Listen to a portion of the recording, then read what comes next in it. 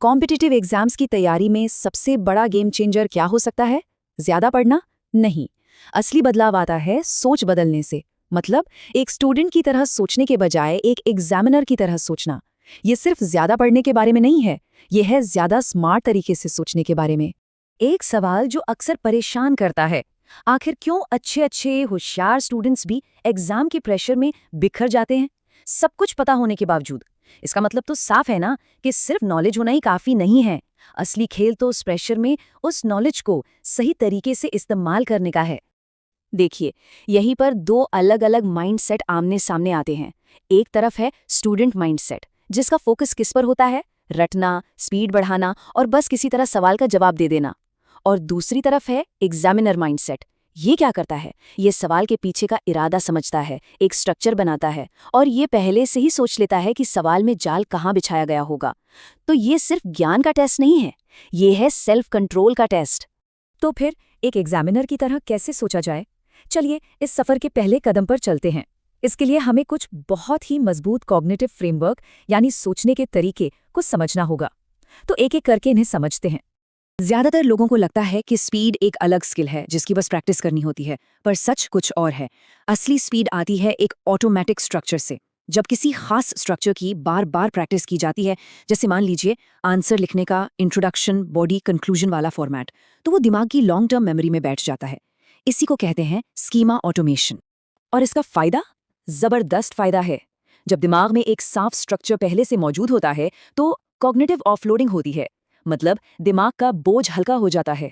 उसे ये नहीं सोचना पड़ता कि शुरू कैसे करें, आगे क्या लिखें। वो अपनी सारी एनर्जी प्रॉब्लम के सबसे मुश्किल हिस्सों पर लगा पाता है।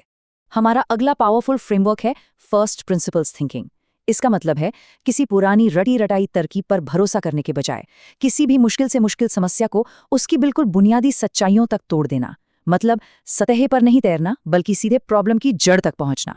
और इसे इस्तेमाल करने के दो बड़े कमाल के तरीके हैं। पहला है डीकंस्ट्रक्शन, यानी हर बनी बनाई धारणा पर सवाल उठाओ, खुद से पूछो क्या ये सच में सही है। और दूसरा है 5 वाइज टेक्निक, मतलब किसी भी समस्या की जड़ तक पहुंचने के लिए बार बार लगातार क्यों पूछते जाना। ये तरीका सतही जवाबों से बहुत आगे ले जाता है। अब आते हैं मल्टीपल चॉइस क्वेश्चंस पर। इनके लिए रिवर्स थिंकिंग एक जबरदस्त टेक्निक है। इसके 3 स्टेप्स हैं। स्टेप 1, अपने गट फीलिंग पर, मतलब पहली नजर में जो सही लगे उस पर तुरंत भरोसा मत करो।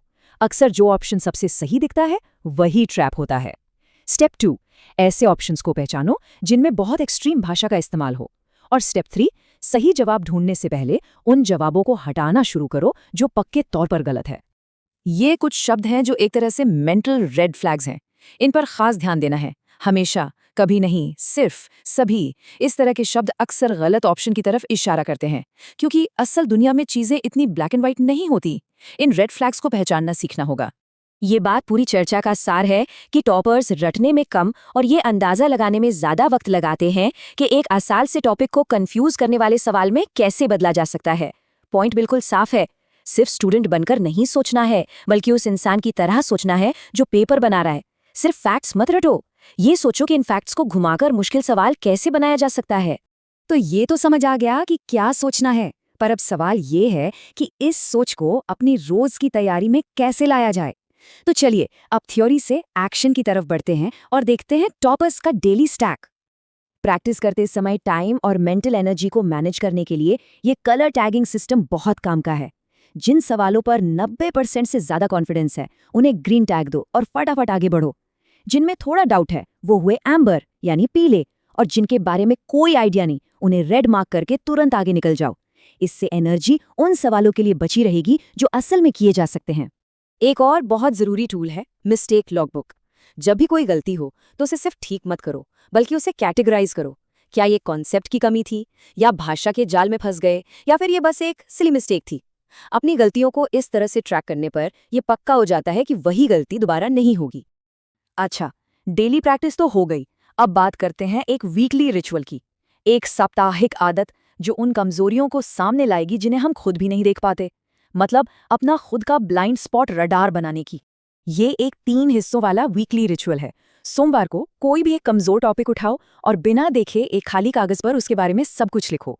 बुधवार को उसी टॉपिक पर पिछले सालों के 5 से 7 सवाल सॉल्व करो और शुक्रवार को उस टॉपिक को ऐसे समझाओ जैसे किसी को पढ़ा रहे हो और उसे रिकॉर्ड करो। समझाने में जहां जहां अटकोगे बस समझ लो वही तुम्हारा ब्लाइंड स्पॉट है। और अब आते हैं सबसे जरूरी सवाल पर। इतनी सारी प्रैक्टिस को एग्जाम वाले दिन असली परफॉर्मेंस में कैसे बदलें? क्योंकि असली मकसद तो प्रेशर में जीतना ही है ना। प्रैक्टिस को असली बनाने का सबसे अच्छा तरीका है टाइमर लगाकर प्रैक्टिस करना। जैसे एक टारगेट सेट करो कि 150 शब्दों का जवाब 7 मिनट में पूरा करना है। ये चीज असली एग्जाम के प्रेशर के लिए तैयार करती है। एक और ज़रूरी स्ट्रैटेजी है इमोशनल गैम्बलिंग से बचना, मतलब स्ट्रेस में आकर तुक्केबाजी करना। इससे बचने के लिए पहले से एक लिमिट तय कर लो कि कितने सवाल अटेम्प्ट करने हैं। ये तरीका डिसिप्लिन बनाए रखता है। तो आखिर में एक सवाल, और ये सवाल एग्जाम पेपर पर नहीं है। ये सवाल ये है कि इन सभी फ्रेमवर्क्स और स्ट्रैटेजीज का इस्तेमाल करके उस एग्जाम के लिए खुद को तैयार कैसे करना है।